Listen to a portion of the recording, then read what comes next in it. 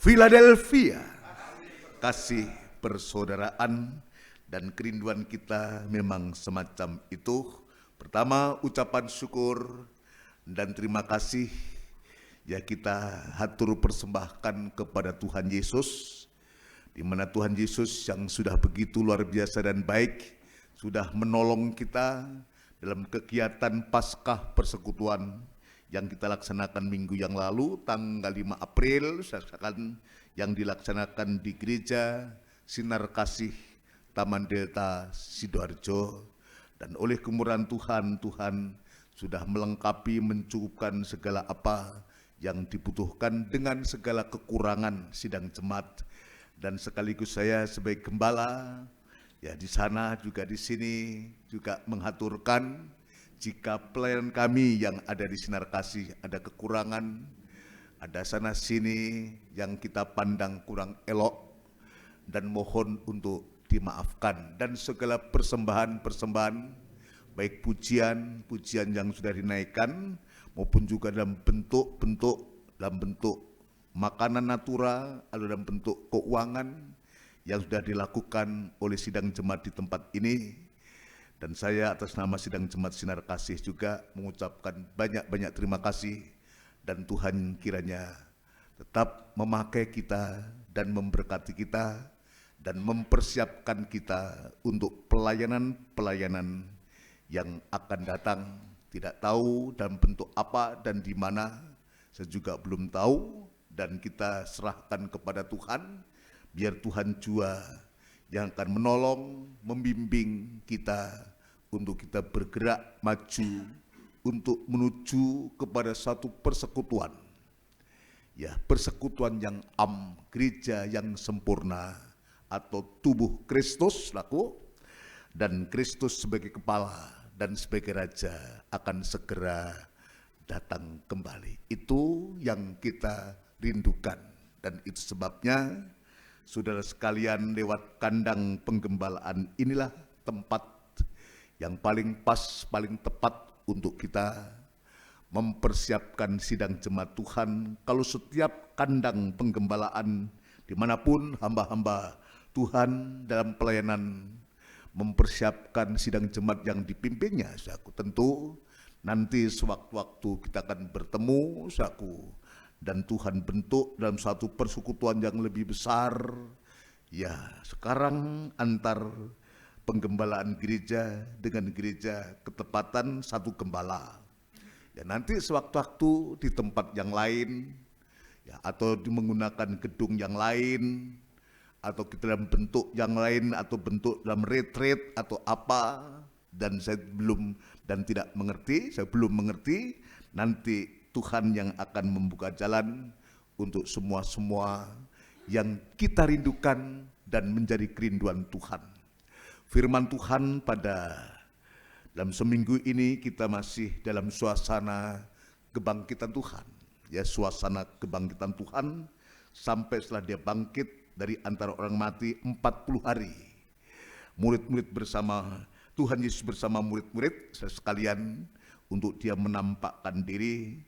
Dan firman Tuhan hari Rebu ataupun Kamis kemarin yang berkaitan dengan bagaimana kebangkitan Tuhan itu membawa kepada satu persekutuan yang erat. Jadi jangan sampai kemudian ya adanya persekutuan, adanya perayaan-perayaan itu justru berdampak yang tidak baik. Kita berdoa juga untuk gereja kita, gereja Pantekosta Tabernakel yang nanti akan melaksanakan Paskah Persekutuan Nasional, saudara sekalian, seluruh anggota Majelis Besar yang mendapatkan undangan yang sama, dan saya sudah mendaftar ya sebagai anggota MB.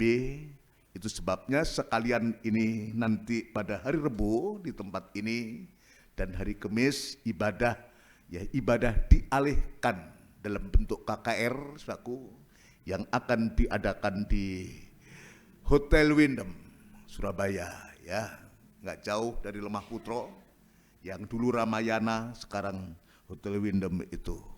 dan seluruh anggota majelis besar akan menginap di sana.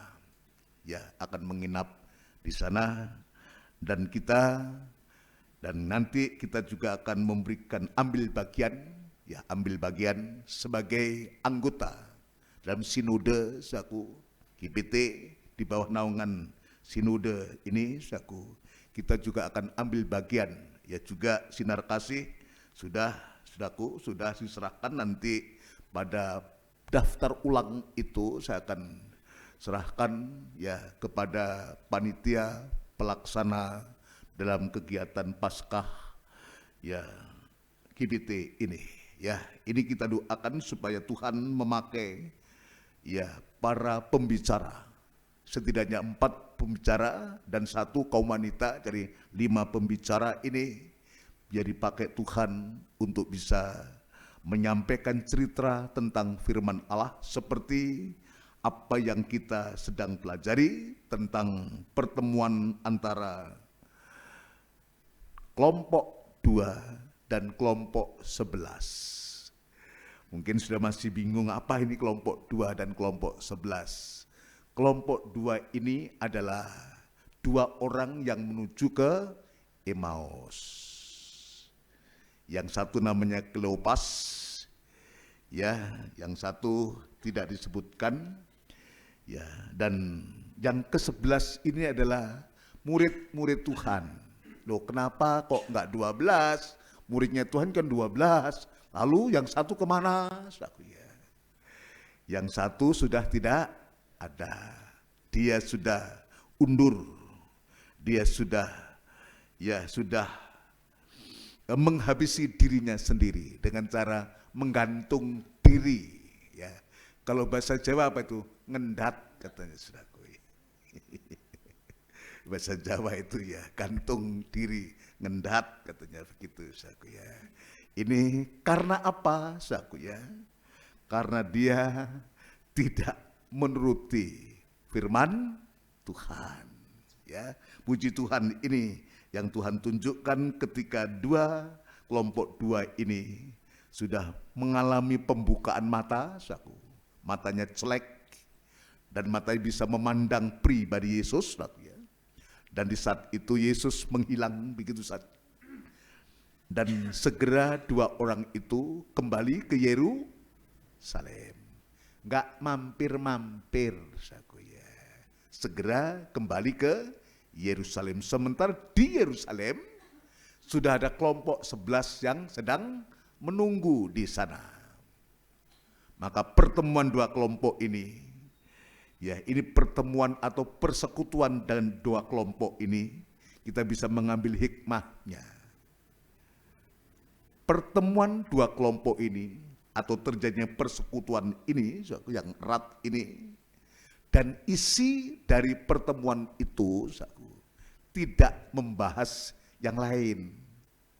Ya, kalau kita bertemu gitu kan ngerumpinya yang banyak daripada pokoknya ya saudaraku ya. Iya, kalau nanti hamba-hamba datang ditanyakan apa? Anakmu piro, putumu piro, saudaraku gitu. Begitu saudaraku. Ya, begini, begitu, begono, begini. Ya, suwe ora jamu saudaraku ya. Ketemu pisan saudaraku ya. Ya menyenangkan ya. Bertahun-tahun kita berpisah dalam ladang Tuhan dan dipersekutukan dalam persekutuan Paskah ya secara nasional. Nanti pasti bertemu teman-teman lama yang dulu kita sama-sama sebagai pengerja, sebagai orang-orang yang ya sebagai pelayan-pelayan Tuhan akan sangat menyenangkan kita semua. Ada yang naik kapal, ada yang naik pesawat, ada yang naik bis, dan semua. Dan nanti akan dalam satu pertemuan. Dan itu sebabnya yang terjadi saat itu, yang diceritakan itu sama. Sekalipun ya dalam isinya itu berbeda. Cara Tuhan itu menampakkan dirinya. Kelompok 11 dia menceritakan lebih dulu kepada kelompok 2 ini. Dan kelompok 11 juga memberikan kesempatan untuk kelompok 2 ini untuk menceritakan pertemuannya dengan Tuhan Yesus.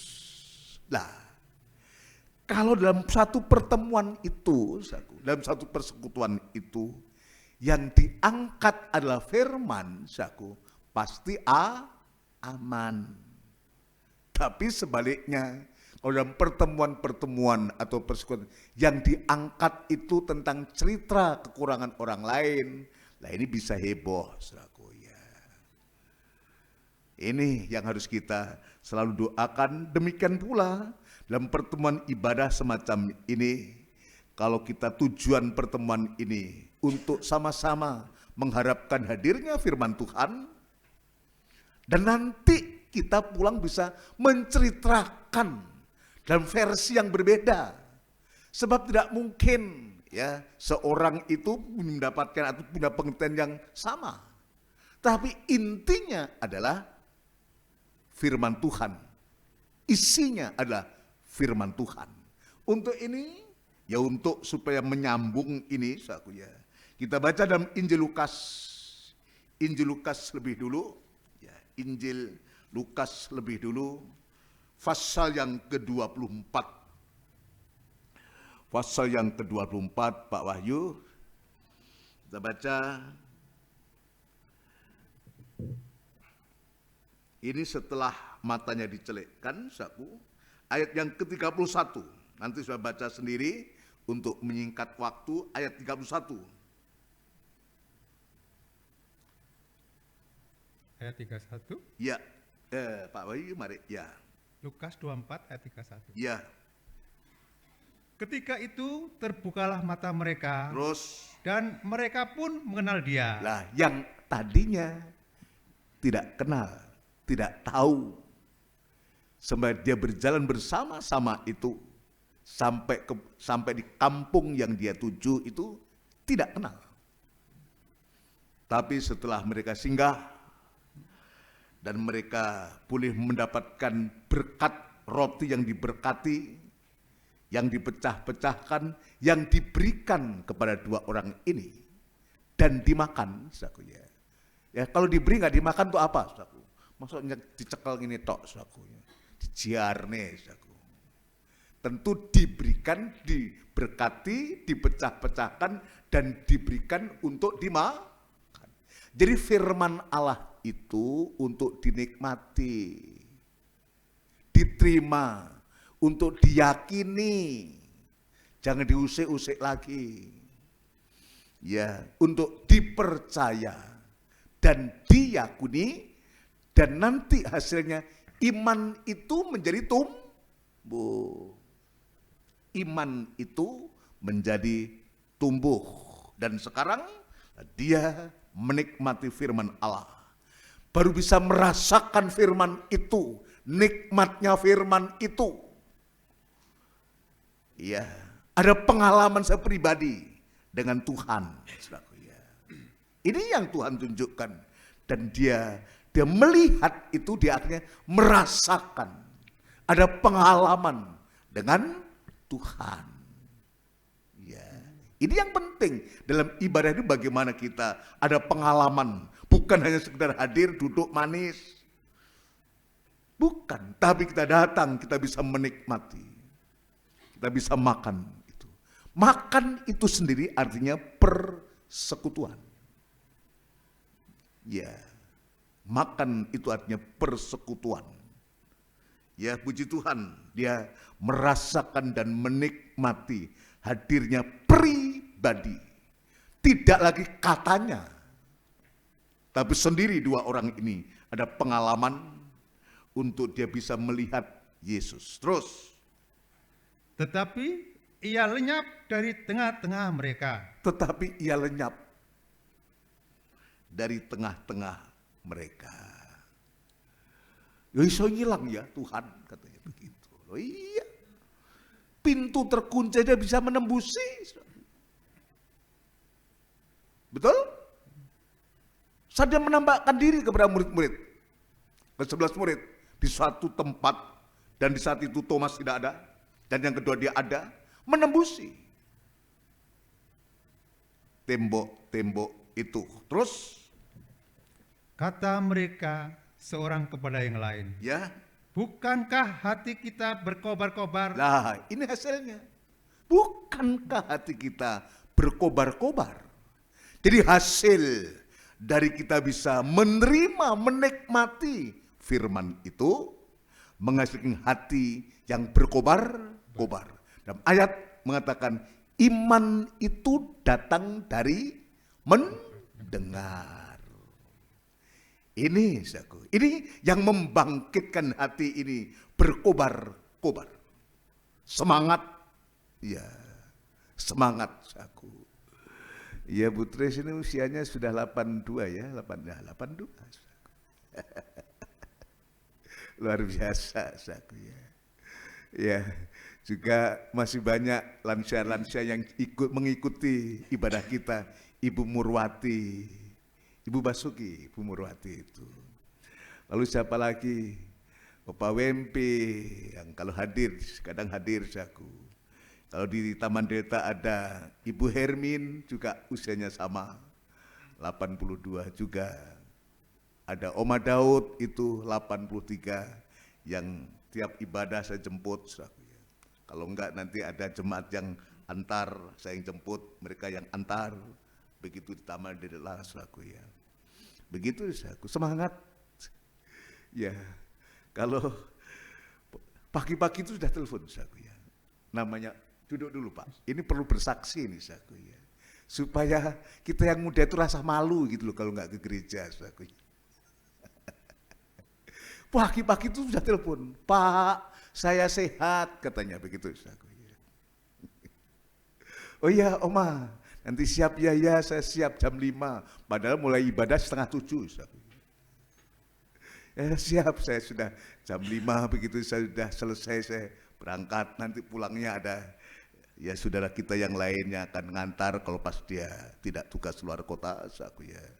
Begitu saku mengantarkan yang lain, saku ya, untuk dilayani. Tapi tadi pagi kecelik, saku ya.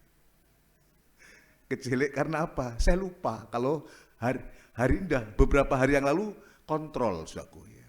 Juga ada kelemahan tubuh kontrol saku. Kok saya lihat HP-nya kok ini kok nggak aktif saku ya. Saya telepon kepada ada saudara namanya Pak Isa saku ya. Pak Isa ini kok nggak ada beritanya nih, HP-nya kok nggak aktif ini. Ya tak jemput ya Om katanya. Ya sudah jemput aja. Ternyata betul sampai sana nggak ada kontrol saku ya. Ke rumah sakit. Tapi yang lain, ya oke, saku ya. Ini saku ya. Hatinya berkobar-kobar. Orang-orang tua gini, rindu untuk beribadah. Ini orang-orang tua, umurnya sudah di atas 80 tahun, tapi rindu, dia pakai kalau jalan itu, saya pakai kruk itu. Ya. Jadi kalau saya datang, naik, lipat, dimasukkan, berangkat. Saku ya. Nanti datang pulang juga seperti itu. Apa yang kita lihat? Ini pelayanan saudaraku ya. Pelajaran buat kita hamba-hamba Tuhan ini. Ya. Ya. Yang kita lihat apa? Kesetiaannya itu. Rindunya terhadap firman. Jadi jangan hitung untung rugi kalau untuk pelayanan itu. Yang kita hitung adalah yang kita lihat kerinduan dari seseorang itu dalam mendengarkan firman. Jadi nggak usah kita memikirkan kayak apa nanti. Ya sudahlah, pokoknya kita layani, kita melayani. Ya orang-orang tua itu. Dan sederhana saja, selalu saya mengatakan, kalau kita bisa melayani orang tua, nanti sewaktu kita jadi tua, pastilah Tuhan apa yang kita tabur, itu yang akan kita tuai. Ya kalau kita nggak peduli, ya jangan salahkan nanti. Ya layani seperti kepada Tuhan. Ya layani seperti kepada Tuhan. Jadi ini ya. Dia ini hatinya berkobar-kobar. Bukankah hati kita berkobar-kobar ketika ia berbicara dengan kita di tengah jalan dan ketika ia menerangkan kitab suci kepada kita. Jadi pemberitaan firman itu saku ya, Jangan kita pandang sebagai pidato, saudaraku ya. Tapi ada yang ngomel, pendeta itu pidato katanya. Tidak diterima sebagai firman Allah. Kalau kita terima pemberitaan firman sebagai pribadi Tuhan dan firman Tuhan, itu yang akan menghasilkan iman. Beda dengan ibadah yang hanya sekedar memenuhi kewajiban. Dengan orang yang rindu akan firman Tuhan itu. Ini kita lihat ini. Ya, bukankah hati kita berkobar-kobar ketika ia berbicara dengan kita di tengah jalan dan ketika ia menerangkan kitab suci kepada kita. Menerangkan kitab suci, Injil ini yang di dalamnya firman Tuhan yang menghasilkan iman, yang sehingga adat mengatakan orang benar itu hidup dari iman. Orang benar itu hidup dari iman. Dan sekarang apa, tindakan apa yang dilakukan oleh dua orang ini setelah hatinya berkobar-kobar itu? Terus ayat yang ke-33. Ayat yang ke-33. Lalu bangunlah mereka dan terus kembali ke Yerusalem. Lalu bangunlah mereka dan terus kembali ke Yerusalem. Gak mampir-mampir, hatinya seneng. Ya, gak kober mampir di mall lah. Gak kober mampir di warung lah. Gak. Sebab hatinya tertuju kepada Yerusalem. Dari Yerusalem. Ya, dia kembali ke Yerusalem. Yerusalem itulah pusat kegiatan rohani. Sampai hari ini secara fisik, Yerusalem ini menjadi pusat dari 3 keyakinan besar ini. Pertama, agama Yahudi, Kristen, juga saudara kita Muslim ada di Yerusalem. Ini Yerusalem. Tapi bukan itu yang kita bahas. Itu politik itu. Yang bisa berdampak yang tidak baik. Tetapi Yerusalem dalam pengertian rohani. Jadi tadi Yerusalem itu pusat kegiatan rohani. Dan saya kerucutkan. Yerusalem buat kita adalah kandang penggembalaan. Kembali. Apapun itu harus kembali kepada kandang penggembalaan. Di kandang penggembalaan itu nanti akan terjadi satu persekutuan. Ya, di setiap kandang penggembalaan, setiap ada pengalaman secara pribadi dengan Tuhan. Jangan lupa, jangan karena kita mendapatkan penglihatan mungkin dan apa, lalu kita nggak mau digembalakan. Wah, kan sudah hebat, akan sudah terkenal. Gembala pun harus digembalakan. Yang lain pun harus digembalakan. Kembali ke Yerusalem. Di sisi titik awal untuk kita bisa bergerak. Dari Yerusalem, Yudea, Samaria, sampai ujung bumi. Ini. Lalu kita lihat. Ada apa setelah dia sampai? Lalu bangunlah mereka dan terus kembali ke Yerusalem. Terus Di situ mereka mendapati ke-11 murid itu. ya, di situ setelah sampai Yerusalem, dia bertemu dengan kelompok yang lain. Katakanlah ini penggembalaan satu dengan penggembalaan lain. Kelompok 11 dan kelompok 2 ini bertemu. Ya, di situ mereka mendapati ke-11 murid itu. Terus Mereka sedang berkumpul bersama-sama dengan teman-teman mereka. sedang berkumpul, bersekutu, berfellowship, bersekutu, berkumpul dengan teman-teman mereka. Rukun. Amin. Amin. Kenapa rukun? Karena penggeraknya itu kuasa kebangkitan. Ini yang membuat persekutuan menjadi erat. Itu bukan karena hebat, bukan karena besarnya gereja kayak apa, tidak. Dimulai dari bagaimana tampilnya firman Tuhan itu dalam setiap kandang penggembalaan itu. Untuk memelihara sidang jemaat. Berkumpul, bersekutu bersama-sama dengan teman-teman mereka. Mungkin dari kelompok apa, dari golongan apa, dari semua dengan teman-teman mereka. Terus kata mereka itu, ya, ini isi ya perkumpulan itu dari kelompok 11 ini, saudaraku. Apa yang diceritakan?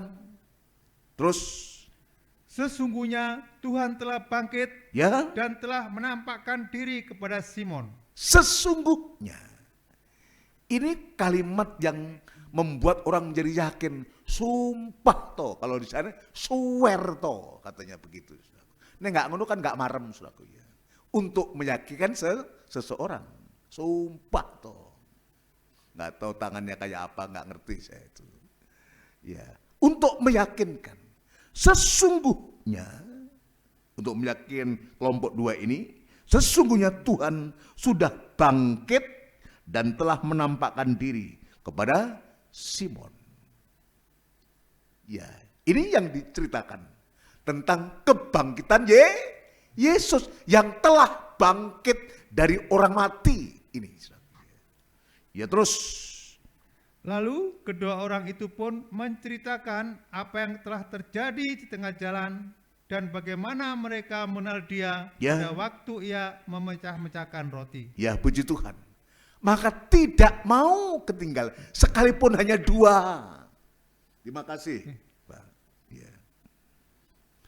Hanya 2, hanya sedikit kelompok kecil dibandingkan 11 ini. Tapi dia tidak minder. Ini kadang-kadang begitu, saudaraku. Ya, itu jemaat desa, jemaat titik, udah gitu tua-tua lagi, saudaraku. Lalu minder begitu sih. Enggak. Tidak. Sekalipun hanya 2 orang.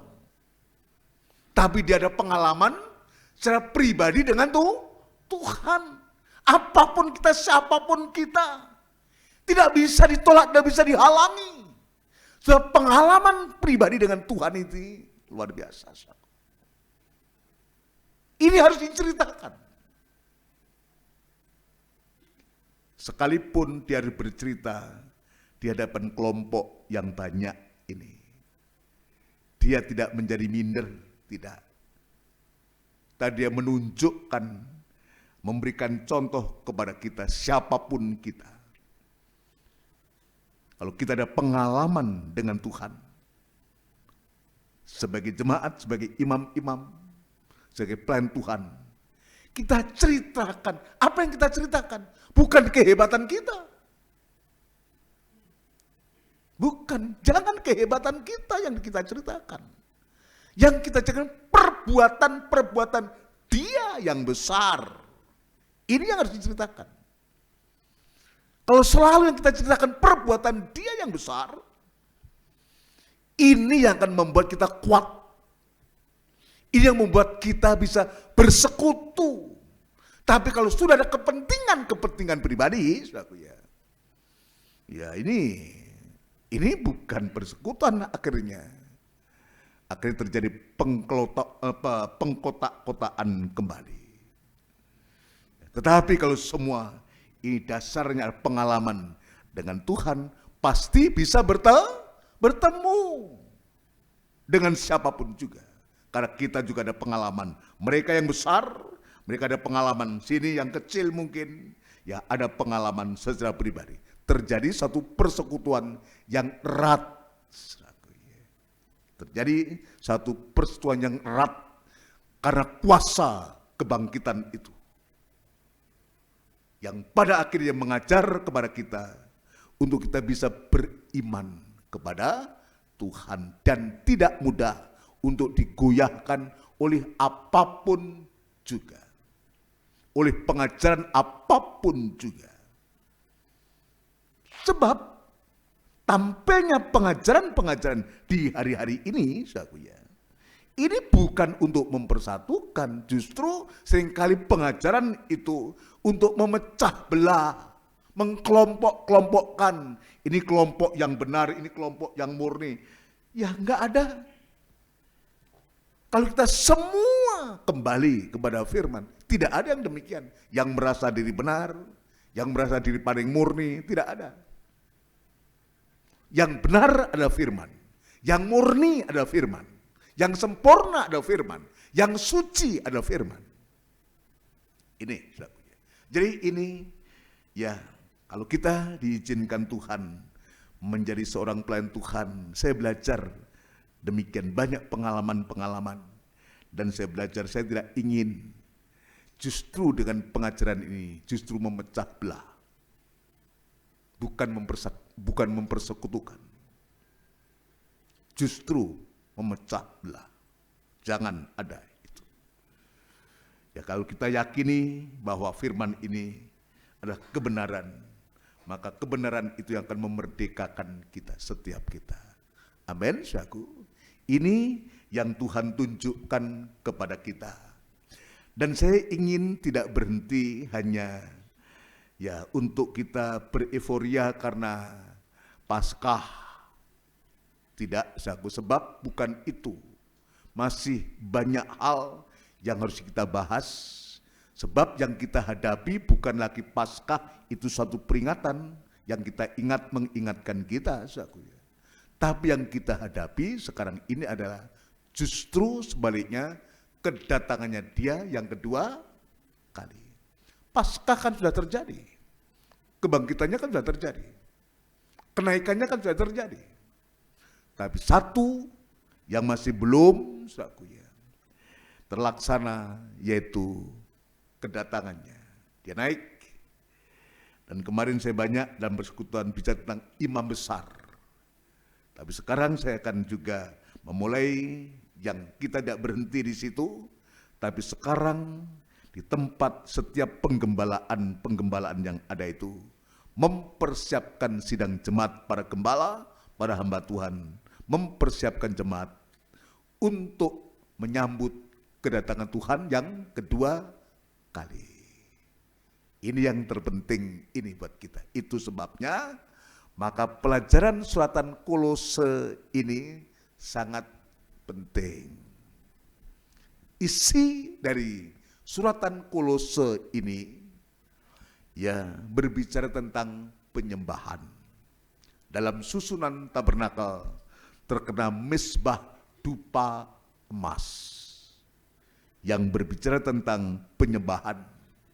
Penyembahan itu adalah proses perobekan daging sampai daging itu tidak bersuara.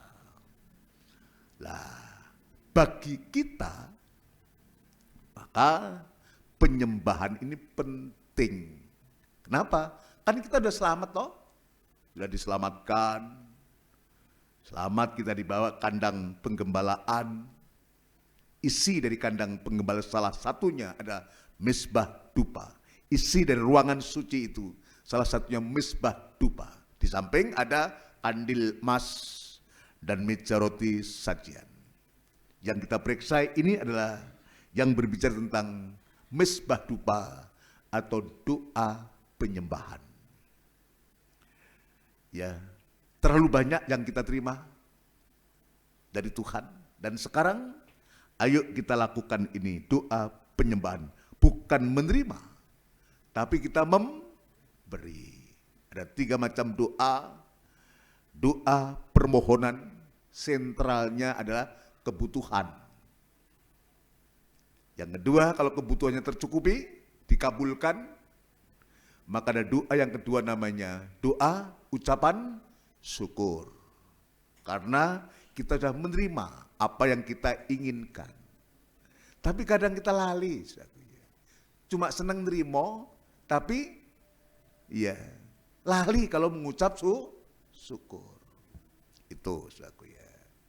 Lalu yang ketiga ini puncaknya adalah doa penyembahan. Bukan bermohon, bukan mengucap syukur, tapi memberi.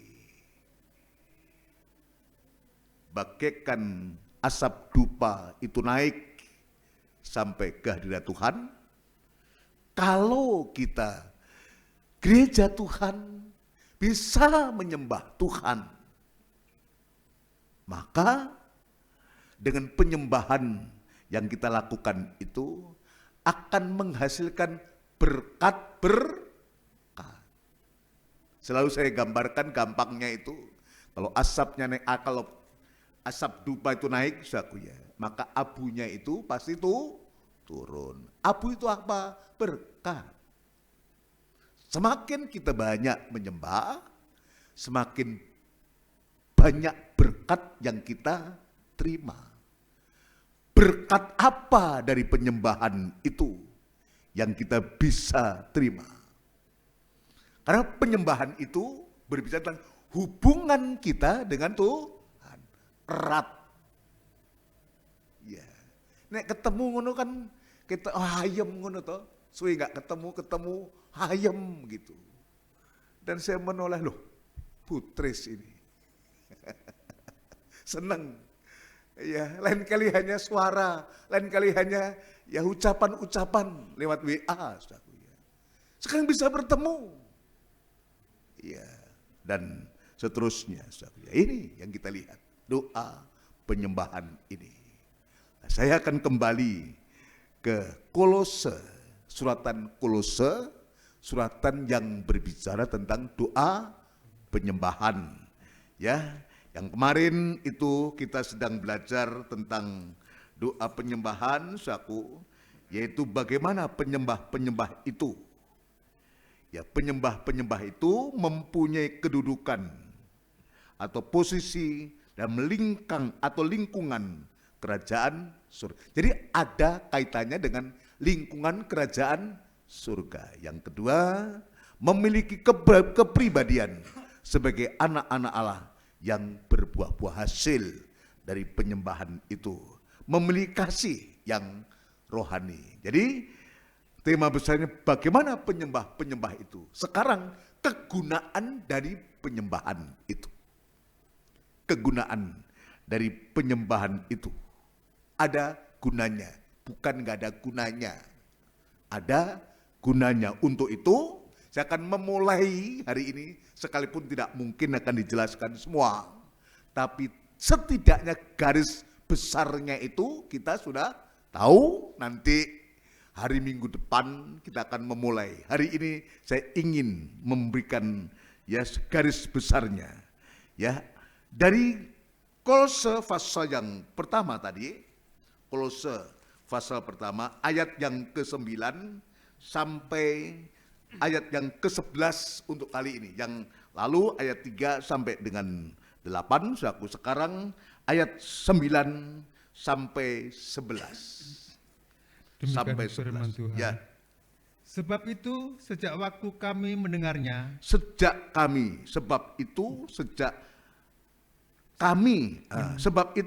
waktu kami mendengarnya, terus kami tiada berhenti-henti berdoa untuk kamu. Ini seorang hukuman. Paulus di penjara, mendengar berita yang berkaitan dengan sidang jemaat Kolose ini, dengan segala pergumulannya, maka hamba Tuhan ini memberikan satu gambaran bagaimana seharusnya seorang hamba Tuhan. Ya, dia dibelenggu, di penjara, tapi masih memikirkan sidang jemaat. Dia sebutkan di sini, kami tiada berhenti-henti berdoa untuk kamu. Kamu itu siapa? Sidang jemaat. Ada hamba Tuhan yang sedang berdoa untuk sidang jemaat. Ini tugasnya seorang gembala yang tidak berhenti-henti berdoa untuk sidang jemaat. Jadi di atas gembala ada gembala agung.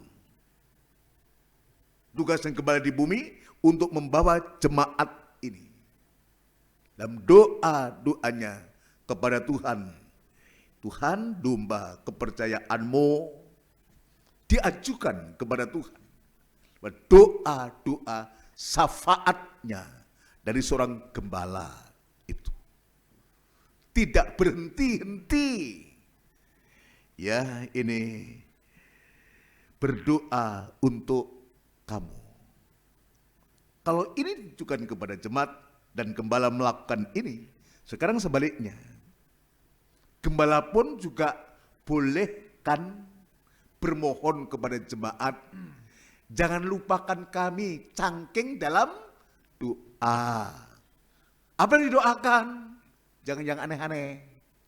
Tuhan berikan firman untuk gembala, dan nanti firman itu akan kembali kepada kita.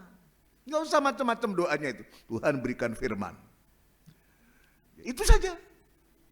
Kalau firman ada, semua akan tercipta. Firman itu yang akan mengadakan, yang akan memelihara, bukan hanya gembala, tapi juga kepada jemaat yang dipimpinnya. Ini, jadi tidak sia-sia kita berdoa, yang ujungnya nanti juga kembali kepada kita. Kalau Tuhan berikan firman Allah, untuk apa? Untuk disampaikan kepada jemaat, supaya jemaat Tuhan itu terpelihara. Kalau jemaat terpelihara dan imannya tumbuh, dia akan semangat pasti. Dan dia nggak akan takut dan khawatir apa yang hendak dimakan atau diminum atau dipakai. Karena apa? Dia yakin bahwa firman itu mencipta. Firman itu mencipta, mengadakan yang tidak ada menjadi ada. Amin, saudaraku ya. Ini, yaitu sebab saya belajar dari sini. Bukan beriman kepada siapa, tidak. Ya, kadang-kadang kita salah beriman kepada orang kaya. Jangan beriman kepada Tuhan. Nah, Tuhan yang akan menggerakkan orang-orang ini, memakai orang-orang ini. Tugasnya berdoa, jangan berhenti untuk berdoa untuk sidang jemaat. Jadi juga elengo ada orang yang berdoa, mendoakan jemaat itu ada. Puji Tuhan, saudaraku. Ya terus, Pak. Kami meminta supaya kamu menerima segala hikmat dan pengertian yang benar. Lah, kami meminta supaya kamu menerima segala hikmat dan pengertian yang benar. Terus untuk mengetahui kehendak Tuhan dengan sempurna. Untuk mengetahui kehendak Tuhan dengan sempurna. Oh, ini kita bahas nanti. Akan kita bahas ini. Banyak hal yang kita bahas ini. Terus, apa lagi?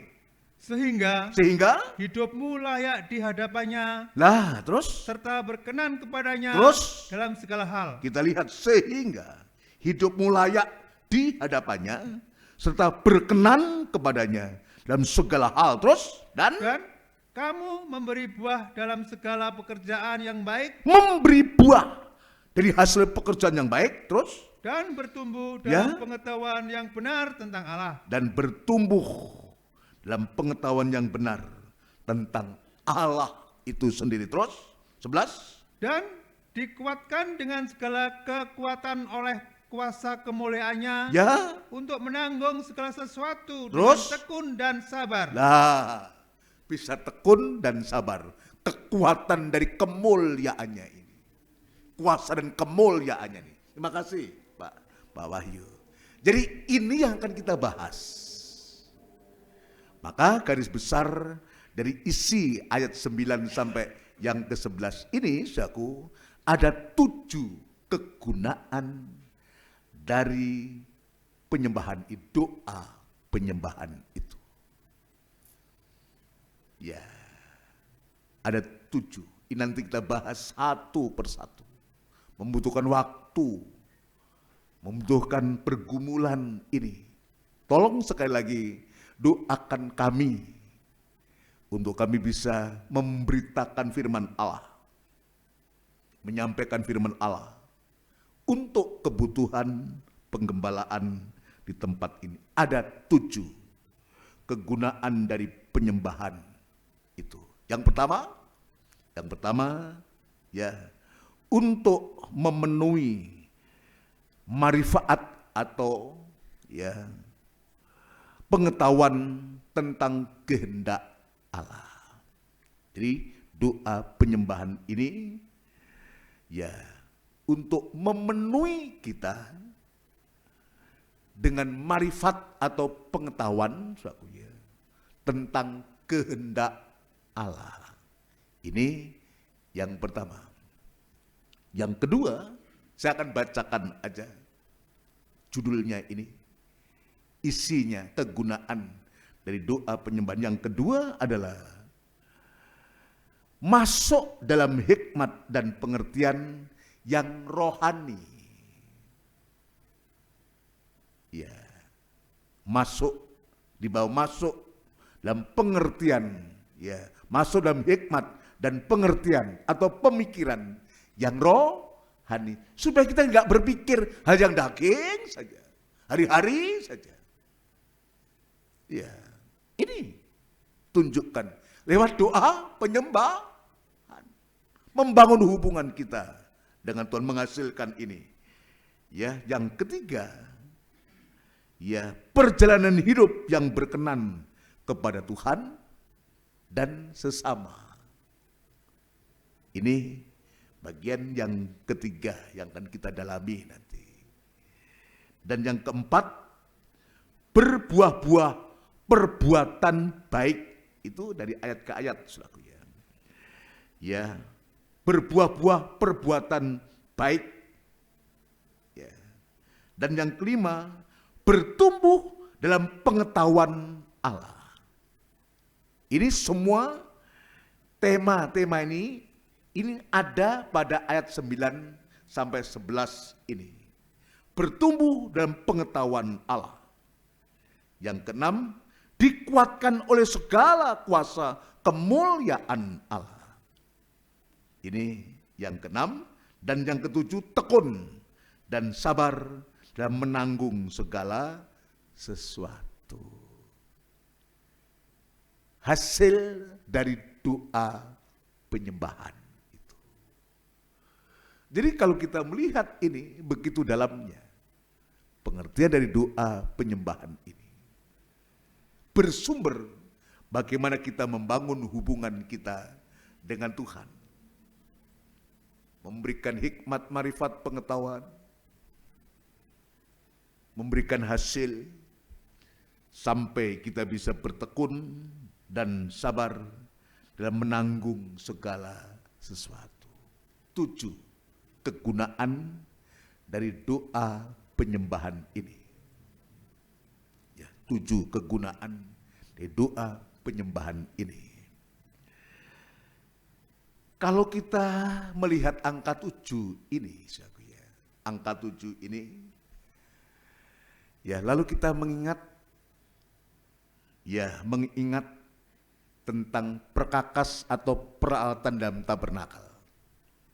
Angka 7 ini, di mana kira-kira? 7 apa itu? Langsung kita ya diberikan pengertian tentang 7 kaki dian emas. 7 pelita dalam 1 kaki dian emas itu. Angka 7 ini. 3 sebelah kiri, sebelah kanan. Batangnya, pokoknya itu yang utama, itu yang ke-7. Untuk apa? Kenapa angka 7? Kok enggak angka 8 atau 9? Kita mengambil angka 7 ini. Ya. Supaya kita bisa melihat bahwa hasil doa penyembahan itu akan menghasilkan terang. Jadi kaki dian emas itu adalah satu-satunya perkakas atau alat penerang dalam ruangan suci. Berarti kan ini, kalau kaki dian itu diambil, seperti jemaat mana yang mau diambil itu? Ya.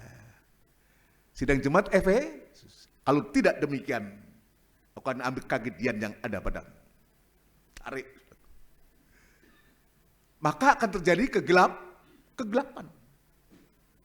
Tetapi sebaliknya, doa penyembahan atau penyembah atau kita melakukan doa penyembahan ini justru menghasilkan terang. Kita lihat yang paling mudah dan kita gampang mengerti saja. Orang yang suka menyembah, ya, ada hidup dalam penyembahan kepada Tuhan, itu beda. Berapa jam kita harus menyembah, saudaraku ya? Coba kira-kira berapa jam? Waktu di Getsemani 1 jam saja. Itu pun sudah tak tahan, saudaraku ya. Bukan 1 jam. Ada dulu gereja yang penyembahnya dalam sehari 6 jam, saudaraku. Luar biasa itu. Tapi sesungguhnya penyembahan itu harus 24 jam. Apa artinya? Untuk sepenuh hidup kita itu terkait dengan Tuhan. Karena penyembahan itu hubungan kita, membangun hubungan kita dengan Tuhan. Dimanapun dan kapanpun juga kita bisa melakukan. Artinya kita tidak boleh lepas daripada Tuhan. Apapun yang kita kerjakan, apapun yang kita berbuat, tidak lepas dari doa penyembahan itu. Amin, saudara sekalian. Ini lalu ini saku. Jadi terang itu ya, menghasilkan terang. Kalau terang itu ditampilkan, saku, maka kegelapan akan hilang. Meninggalkan kegelapan untuk mendapatkan terang. Akulah terang dunia. Barang siapa mengikut aku, dia meninggalkan terang dan dia akan mendapatkan terang itu, meninggalkan terang dan dia mendapatkan terang. Terang yang didapatkan ini akan membesar, saudara. Nanti sewaktu aku disebutin, kamulah terang dunia.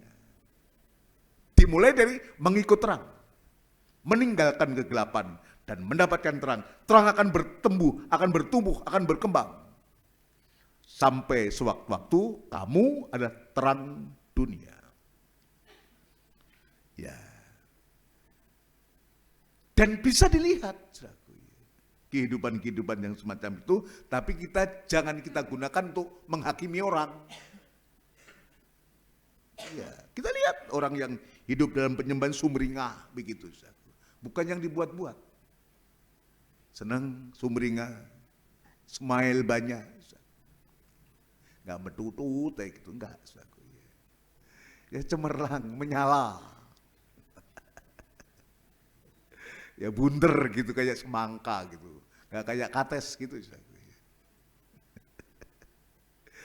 Ini hanya kita bisa lihat raut muka, kita bisa lihat sorot mata, ya kita bisa lihat, tapi tidak untuk menghakimi orang, untuk diri kita sendiri. Tidak perlu kita menghakimi orang. Ya ini yang Tuhan tunjukkan ini. Belajar dari situ, saku ya. Kenapa? Nek atine seneng sumringah, saku ya. Nek atine seneng, lihat, wah menyala, saku ya. Ya, menyala, saku ya. Ya. Tapi lihat, kenapa kok begitu? Lah, yang paling tahu adalah dirinya. Ene opo, ada apa? Kok sampai begitu? Dan itu menjadi koreksi buat kita. Terang itu menghadirkan kebenaran. Terang itu menghasilkan keadilan. Ini saya. Terang itu dalam Efesus pasal yang kelima itu dijelaskan di sana. Ya. Lalu angka 7.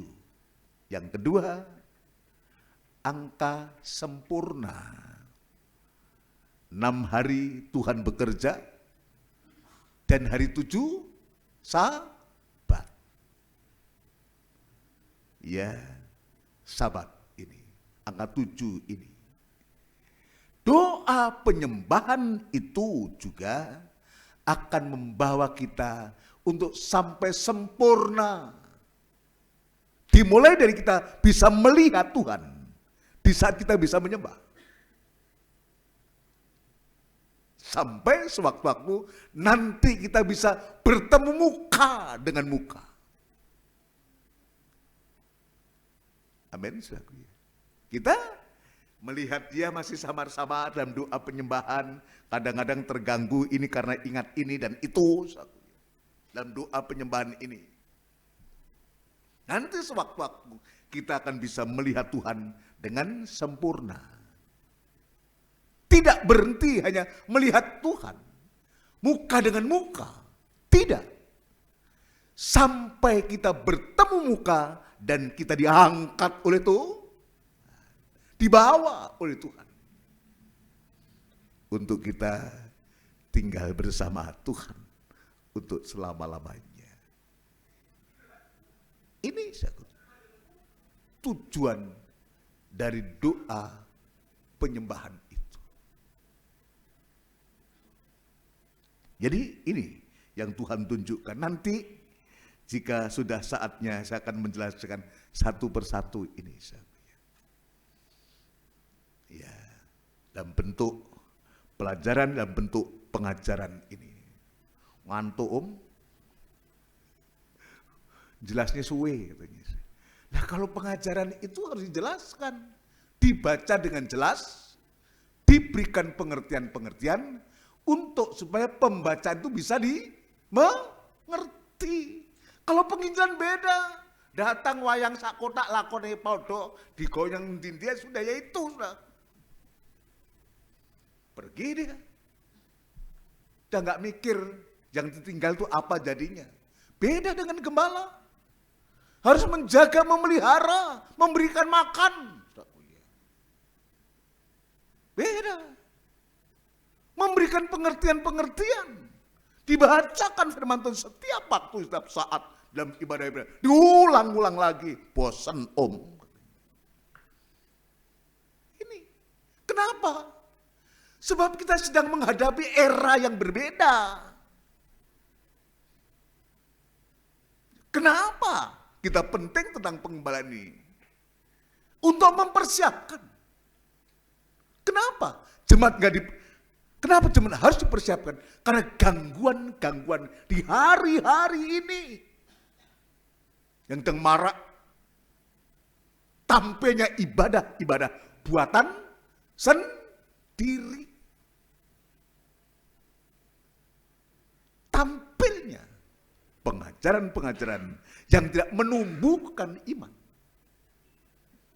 Kenapa kita penting soal penyembahan ini? Dan pelajaran yang kita sedang pelajari, kita sedang dibawa oleh Tuhan untuk menghadapi masa di akhir zaman ini. Saya akan tunjukkan yang biasa kita baca. Ya, itu sebabnya kenapa Paulus dia bertulis surat kepada Timotius yang masih muda. Masih muda. Dan karena kamu muda, disebutkan. Tapi dia sudah diajarkan, sebab Paulus dia menuliskan yang akan datang. Ini. Itu 2000 tahun yang lalu. Dan sekarang sudah ada, sudah datang dan sudah ada itu. Kelompok-kelompok yang mengabaikan firman Tuhan. Lebih senang dengan cerita-cerita. Kalau disampaikan firman ngantuk, saudaraku, pasti itu. Kalau dia tidak hidup dalam urapan Roh Kudus, saudaraku, ya sudah, bosan, saudaraku. Iya, ini kita akan melihat ini. Sebab ini sudah dinubuatkan oleh seorang rasul. Ini ayat yang terakhir buat kita. Nanti urainya saya ingin tunjukkan ini. Kenapa doa penyembahan ini? Untuk mengatasi ini. 2 Timotius pasal yang keempat ini. Ayat yang gak asing buat kita. 2 Timotius pasal yang keempat ini. Ini masa dan waktunya sudah sampai ini. Dan itu sebabnya dengan keras dan tegas Dia bertulis surat kepada anak didiknya. 2 Timotius pasal 4 ayat yang kedua. Penuhilah panggilan pelayananmu. Ya, ayat yang kedua langsung. Kami ulangi. Beritakanlah firman, siap sedialah baik atau tidak baik waktunya. Nah, sebagai hamba Tuhan, jangan kalau disuruh, belum siap belum persiapan, apa ini? Tidak bisa begitu. Beritakanlah firman, siap sudah baik atau tidak baik waktunya. Ini hari-hari ini saya mohon doa, besok pagi saya melayani di Babat Jerawat, saudaraku ya. Saudara kita Mas Dodi yang dulu sempat membantu sesaat di tempat ini. Tadi saya sudah bawa peralatan dari Sidoarjo untuk ke sana, saudaraku ya. Ya, ketepatan di nomor 22-nya itu keluarga dari Sidoarjo juga. Jadi pas, saudaraku ya. Jadi deket gitu, saudaraku ya. Dan saya sampai rumah jam 4, saudaraku ya. Jam 4 kurang seperempat sampai rumah. Udah langsung ngadus, saudaraku ya. Saya sudah siapkan kalau terlambat, saudaraku, pakai baju yang tadi pagi aja. Ternyata masih bisa setrika, delet, saudaraku ya. Pakai indahnya lebuse, saudaraku ya. Sempat setrika ini, saudaraku.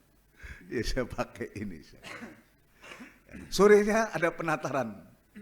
Itu pranikah, saudaraku. Malam jam 7 malam, saudaraku ya. Dan terus pagi, sore, kini gitu. Besok ke orang meninggal, malamnya ada penataran. Orang mau persiapan dalam nikah. Nanti Selasa sudah berangkat dalam KKR dan seterusnya. Semacam itu, saudaraku. Baik atau tidak baik waktunya. Jangan kita menjadi pelayan Tuhan, maaf belum siap. Ini hamba Tuhan, apa ini? Baik atau tidak baik waktunya. Iya saja, nanti Tuhan yang akan siapkan kok semua itu. Iya saja, kalau itu kepercayaan Tuhan, ambil. Tuhan nanti yang akan memberikan firman untuk kita ucapkan itu. Dan saya sering mengalami semacam itu. Jadi siap sedialah baik atau tidak baik waktunya. Jangan berasa belum siap katanya. Wah, nggak bisa begitu jadi hamba Tuhan kayak begitu itu. Harus selalu kapanpun, dimanapun harus selalu siap. Terus nyatakanlah apa yang salah. Lah sudah begitu, yang disampaikan apa? Nyatakanlah apa yang salah. Berat. Nyatakan apa yang salah. Bukan dengan emosi. Apalagi ada unsur sakit hati. Tembakmu. Tidak. Menyatakan apa yang salah dengan kasih. Bukan dengan kebencian. Bukan dengan sentimen. Ya, saya banyak mendengar gini-gini, tapi saya nggak ingin membawa hal-hal itu untuk lalu kita menembak. Enggak. Tugas saya menyampaikan firman Allah. Bukan karena sentimen. Bukan karena kebencian. Bukan karena kedongkolan. Tidak. Jangan menggunakan amunisi firman Tuhan untuk kepentingan pribadi. Ini kita belajar ini, saudaraku ya. Ya, menyatakan apa yang salah terus. Tegurlah. Bukan hanya menyatakan, tegur. Terus. Dan nasihatilah dengan segala kesabaran dan kalau sudah pengajaran. Menyatakan yang salah, menegur juga harus ada nasihat. Cuma digepui begitu, luka tapi tidak membalut, tidak mengobati. Bukan begitu caranya hamba Tuhan itu. Kasih ajaran, tapi juga berikan supaya bagaimana dia bisa menerima pengajaran itu tanpa marah. Dia bisa melukai, tapi dia bisa menyembuhkan. Dia yang melukai dan dia yang membebat. Ini saudara ya. Dengan kesabaran dan pengajaran. Jangan diseleweng-selewengkan. Kembali kepada firman. Kalau dulu siapa itu? Arwana itu, Tukul Arwana itu. Kembali ke laptop katanya. Karena kembali ke firman. Ya, puji Tuhan, belum selesai Pak. Itu baru tugas. Sekarang ya peristiwa yang terjadi. Terus ayat 3. Karena akan datang waktunya, Akan datang waktunya. orang tidak dapat lagi menerima ajaran sehat. Lah ini yang sedang dihadapi. Ini tidak bisa dengan emosi. Untuk mengajari ini harus banyak untuk menggunakan lutut ini, bukan akal. Kalau kita gunakan akal, nanti debat kusir yang gak ada habisnya. Pasti itu, dan saya melihat itu. Sampai bosan itu baca itu. Debatnya di WA. Bikin pusing. Kadang-kadang saya juga berkomentar juga. Ada kayak gini. Berdebat aja hari-hari. Tanyakan Pak Musa itu. Dia tahu juga itu. Sampai pusing. Siapa yang berdebat? Para hamba Tuhan, para gembala. Nah kalau gembalanya berdebat terus, lalu jemaatnya bagaimana? Nanti kalau ada jemaatnya berdebat, marah dia. Tapi dia hari-hari berdebat. Membahas hal yang nggak penting. Nggak memikirkan bagaimana hamba-hamba, bagaimana jemaat penggembalaan itu. Itu yang terjadi. Ini kita diperhadapkan ini. Hamba-hamba itu diperhadapkan ini. Situasi akan datang waktunya, terus orang tidak dapat lagi menerima ajaran sehat. Kecenderungan orang suka yang tidak sehat. Yang sehat ditolak. Yang betul-betul firman harus ditampilkan. Wah, kuno om, suwe, terlalu keras. Nah, begitu. Tapi kalau gerak-geran gitu senang. Heran saya. Jangan. Bagaimana firman ditampilkan untuk menumbuhkan iman. Karena apa yang kita hadapi bukan masa yang gampang di hari-hari ini. Yang bisa memberikan kekuatannya hanya firman. Yang kuat di hari-hari ini. Mulai dari gembalanya juga kepada seluruh sidang jemaat. Kuat untuk menghadapi masa yang sulit ini. Terus, apalagi ini orang tidak lagi suka mendengar ajaran yang sehat. Terus, tetapi mereka akan mengumpulkan guru-guru menurut kehendaknya. Ya, untuk memuaskan keinginan telinganya. Jadi ibadah itu hanya sekedar untuk memuaskan telinga. Memuaskan keinginan. Bukan karena butuh bertemu Tuhan. Tidak. Ini yang terjadi ini. Ini yang namanya ibadah ciptaan manusia ini. Ini bahaya ini. Terus yang keempat. Ya. Mereka akan memalingkan telinganya dari kebenaran. Kita lihat, mereka akan memalingkan telinganya dari kebenaran terus. Membukanya bagi dongeng. Aneh. Tapi kalau dongeng, waduh semangat, langsung kerekal gitu, ngerungok nih. Ingat zamannya Mak Lampir dulu, tutur tinular itu, wah sudah masak dicepet nih, nanti kan jam 2. Sudah jam 2, lagi kerekal, langsung nyetel radio, sampai nangis-nangis. Tapi dengan firman, ya, payah. Itu zaman saya di kampung dulu, jam pulang sekolah gitu, jam piro. Oh sudah, cepet-cepet. Nah, sudah langsung. Apa seperti itu? Ini yang terjadi. Untuk firman, enggan. Tapi kalau dongeng, ya, wah, wis kemeruyuk, Tapi kalau ada pengajaran, sudah ada. Pengajaran lagi. Buktinya ada pengajaran begini, begitu, begono.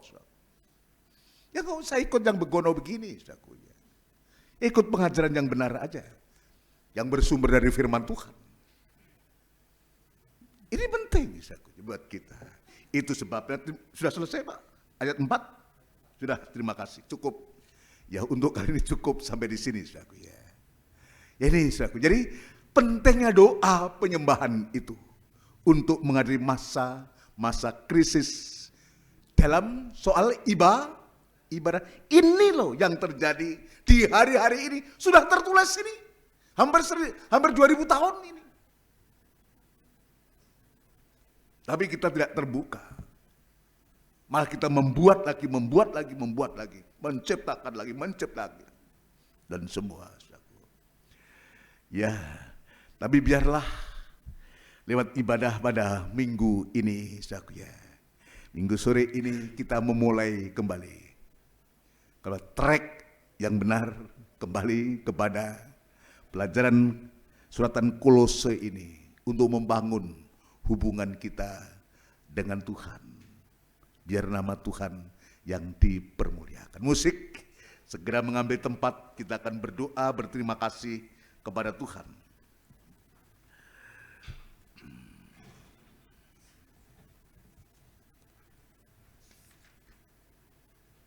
Tadi nomor berapa, Mas? 142 ya, NR ya. Ya, Yesusku, betapa mulia namamu. NR 142.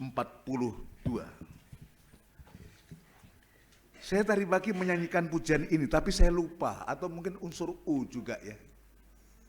Golek kemana-mana, turut tanya sana tanya sini. Padahal tadi pagi dinyanyikan ini. Wah payah ini. Nah saya begini, saudaraku, kayak apa? Belum 80 ini. Masih sweet, saudaraku ya. Baru sweet, saudaraku. Ya, puji Tuhan. Mari kita akan datang kepada Tuhan. Oh, mengagungkan Yesus itu.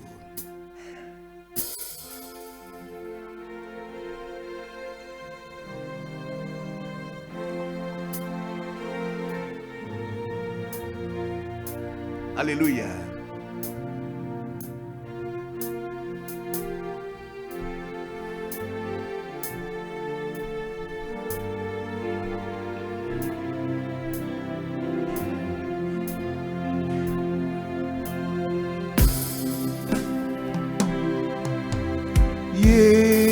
Yesusku, betapa mulia namamu dan kasih setiamu Tuhan, tak terukur hati ini.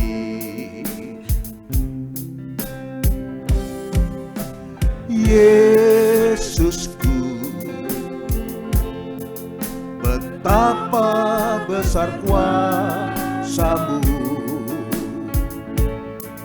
mengatasi langit biru, membuat hatiku haru.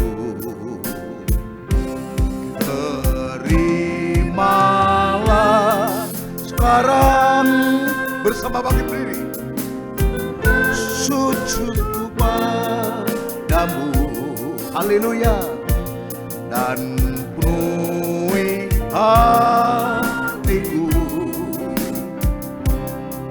dengan kasih setiamu. Terimalah sekarang, haleluya, rasa syukurku padamu, haleluya, dan biarkan hatiku selalu berharap padamu. Terimalah sekarang. Terimalah sekarang sembah sujudku padamu, haleluya, dan penuhi hatiku dengan kasih setiamu. Terimalah sekarang rasa syukurku padamu, haleluya, dan biarkan hatiku selalu berharap padamu.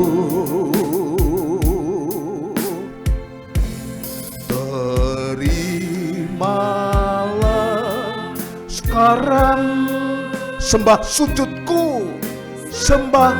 sujudku padamu,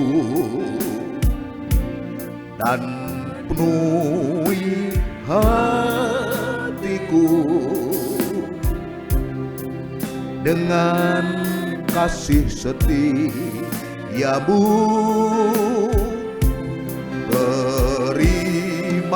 Terimalah sekarang rasa syukurku padamu. Haleluya. Dan biarkan hatiku selalu berharap padamu.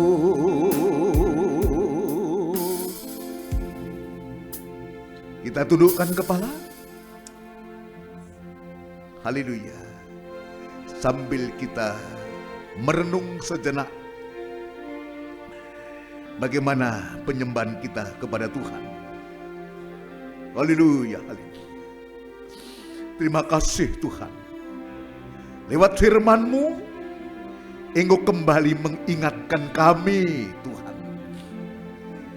Untuk kami, Engkau bawa dalam kandang penggembalaan ini. Untuk lebih dekat kepadamu. Dan penyembahan kami kepadamu Tuhan. Bukan hanya 1 jam, 2 jam, sepanjang hari, sepanjang malam. 24 jam Tuhan. Biar setiap kami tetap terkait dengan Engkau kapan dan dimanapun kami Tuhan. Terima kasih Tuhan. Terima kasih untuk firman-Mu. Penyembahan ini juga mampu menghadapi masa yang sulit ini di hari-hari ini yang terjadi menimpa dunia ini, bahkan menimpa gereja-Mu Tuhan. Terima kasih untuk ajaran firman-Mu Tuhan. Sudah menguatkan, mengingatkan, mengkuatkan kami untuk tetap kami beriman hanya kepada-Mu Tuhan. Terima kasih Tuhan. Terima kasih, biarlah firman-Mu ini tertukik dalam hati kami dan menjadi iman, dan kami boleh praktekkan dalam kehidupan kami sehari-hari Tuhan. Untuk kami bisa menyembah, rasa senang, rasa sukacita ada dalam setiap kami Tuhan. Dalam nama Tuhan Yesus Kristus kami alaskan doa dan sembahyang kami. Haleluya. Amin. Dipersilahkan duduk. Kita akan pujian ini lagi, dan kita diberikan kesempatan untuk memberikan persembahan untuk pekerjaan Tuhan.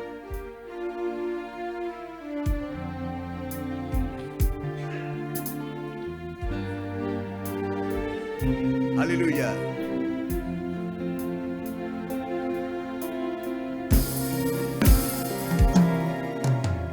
Yesusku, haleluya. Betapa mulia namamu dan kasih setiamu Tuhan, tak terukur hati ini.